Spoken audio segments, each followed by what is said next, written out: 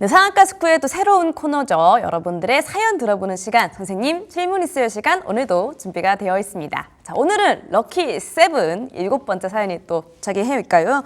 오늘도 대신 읽어보도록 할게요. 자, 오늘은 7.8기라는 닉네임을 가지신 분께서 또 질문 주셨습니다. 제가 한번 읽어보도록 하겠습니다. 선생님 안녕하세요. 저는 주식 1년차 전업주부입니다. 살림은 똑부러지게 하는 똑순이인데 주식은 그렇지 못해서 속상한 마음이 크네요. 늦게 시작해서 그런지 배우는 것도 어렵고 모르는 용어도 많고 답답한 마음에 이렇게 사연을 보냅니다. 제가 주부이다 보니 평소 살림에 관련된 이 제품이나 기업들에게 눈길이 가는데요. 이 한국인인 저도 먹기가 어려운 불닭볶음면이 전 세계에서 인기가 많다는 소식이 또 놀랍더라고요. 그래서 주가가 또 이렇게 오를 줄은 저는 몰랐죠. 그래서 제가 산 종목이 삼양식품이냐고요? 그러면 좋겠지만 전 삼양식품이 아닌 가뚜기, 오뚜기를 매수해서 가지고 있습니다. 다른 K푸드 관련된 기업들은 잘만 올라가는데 왜 오뚜기는 힘을 못 쓸까요? 오뚜기 카레, 오뚜기 라면, 오뚜기 케찹, 마요네즈까지 이렇게나 유명한 게 많고 또 그중에서 요즘 또 잘 나가는 게 밀키트, 이 원조가 3분 카레 아닌가요? 오뚜기가 잘 가지 않아서 속상한 접니다. 자, 요즘 K푸드 관련주들이 진짜 좀 주춤하는 모습인데 선생님 이 상승 여력이 좀 남아 있을까요? 우리나라 K푸드가 왜 이렇게 인기였던 건지 또 언제까지 이런 인기가 주가에 반영이 돼줄지 궁금합니다. 아직 오뚜기는 좀 덜 간 것 같은데 K푸드 인기가 떨어지면 주가가 더 떨어질까 봐 걱정이 많아요. 매수가가 45만 3천 원에 비중 30%입니다.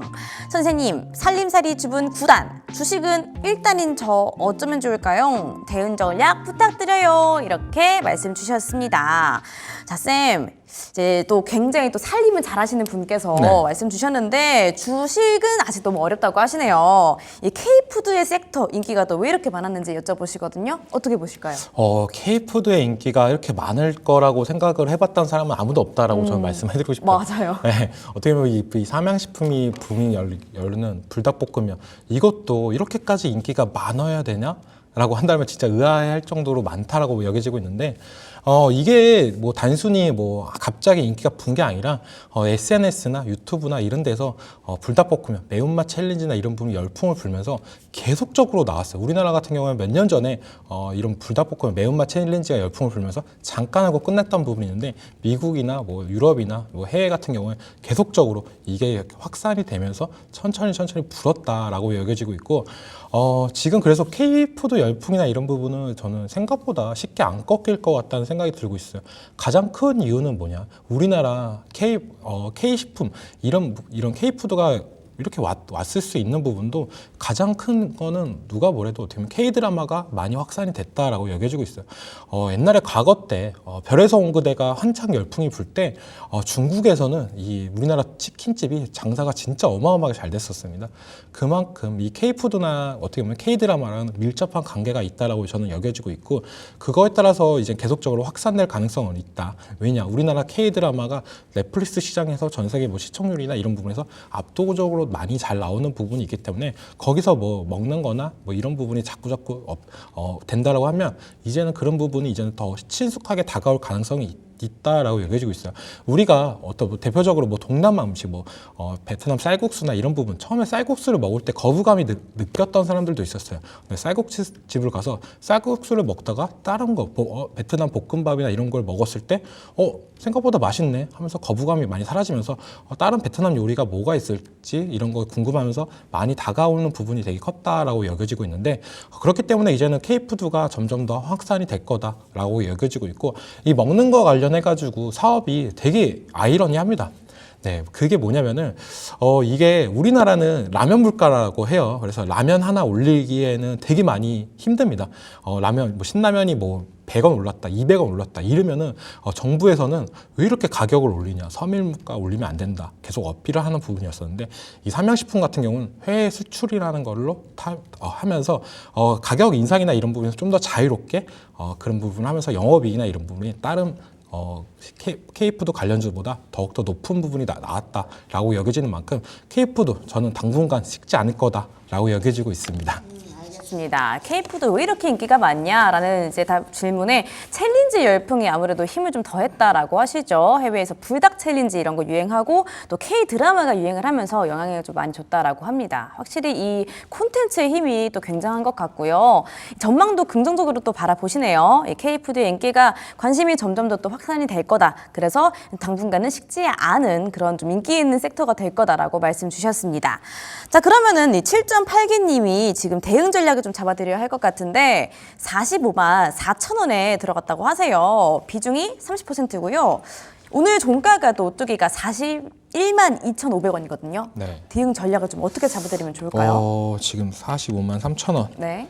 저는 솔직히 말해서 오뚜기를 그렇게까지 뭐 주가 탄력성이나 이런 부분이 있다라고는 생각은 안 하고 있어요. 지금 현 시점에서 뭐 오뚜기의 라이벌, 뭐 농심, 그리고 삼양식품 뭐 이렇게 있다라고 볼 수가 있는데 이 세 개의 회사랑 비교를 해보면은 오뚜기 같은 경우는 지금 해외 수출 비중이 거의 매출액의 10%밖에 차이를 안 하고 삼양식품 같은 경우에 거의 60에서 70%를 차지합니다. 그리고 농심 같은 경우에는 30에서 40% 정도를 차지하는 부분이 있는데 그게 어떻게 보면 지금 오뚜기가 뭐 농심과 삼양식품이 더 주가 탄력이 더 올라갈 수 있는 여력은 있다라고 여겨지는데 오뚜기가 좀 약한 부분이 이런 부분이 있지 않나라고 생각이 들고 있어요.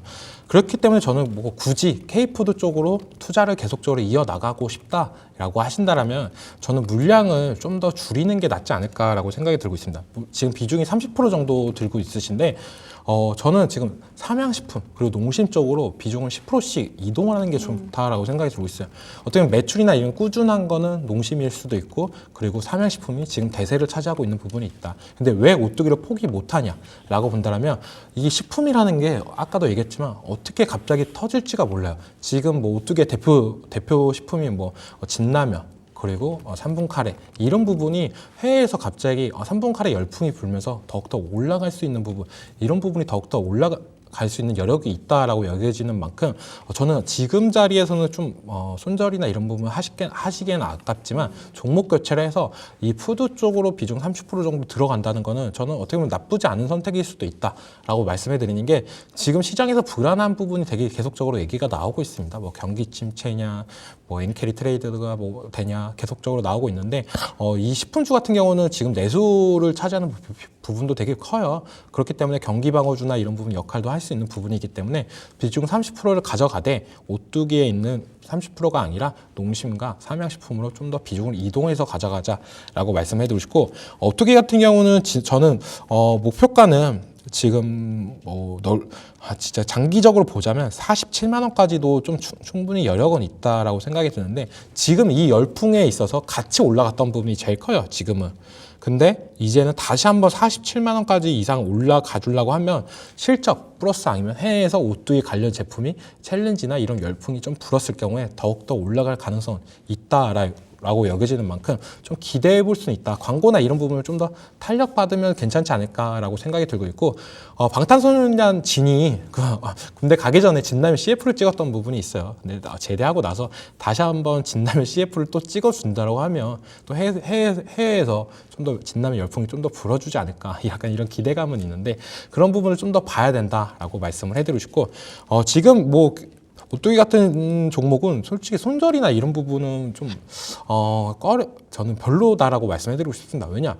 손절이라는 거는 좀 회사가 많이 안 좋아지거나 아니면 많이 큰 변화가 생기거나 이런 부분 때 손절을 하는 부분이 좋은데 오뚜기 같은 경우는 이제 K푸드 탄력 받았고 지금 세 종목 중에는 제일 꼴등을 차지하고 있지만 그 반대로 말하자면 여기서 이제 해외 매출 비중이 올라가면 올라갈수록 주가 상승력은 더욱더 올라갈 여력은 있다라고 여겨지는 만큼 손절하는 전략보다는 저는 다시 한번 이 가격대 39만 원까지 만약 떨어진다고 하면 비중을 좀 더 채운 다음에 가져가는 전략이 괜찮지 않을까라고 말씀해드리고 싶고 만약 39만 원까지 비중을 채울 경우에는 목표가를 좀 더 이제 물을 탔으니까 44만 원까지 낮춘 다음에 가져가는 전략이라고 말씀해드리겠습니다.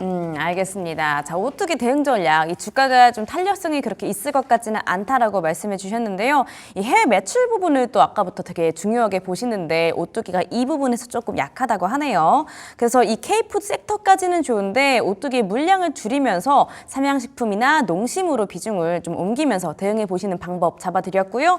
장기적인 목표가 47만 원에 이 손절가는 39만 원 잡아드렸으니까 이 부분 참고해서 가져가 주시기를 바라겠습니다. 하겠습니다. 도움 되셨기를 바랄게요.